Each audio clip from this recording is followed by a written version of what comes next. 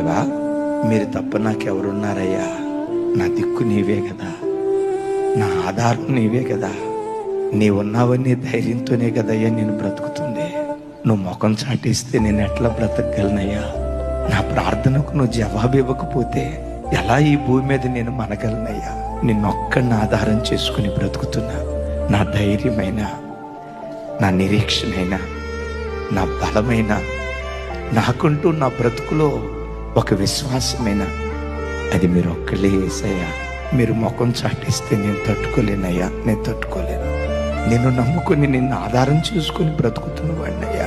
నన్ను నేను పరిపూర్ణంగా నీకు అప్పగించుకుంటున్నా అని నీ ప్రయత్నాలన్నీ ప్రక్కన పెట్టి ఎప్పుడైతే ప్రభువుకు నిన్ను నీవు అప్పగించుకోవటం ప్రారంభిస్తావో అప్పుడు నీ పోరాట భూమిలో దేవుడు అడుగుపెట్టి తన పరాక్రమాన్ని నీ పట్ల కనపరచడం ప్రారంభిస్తాడు.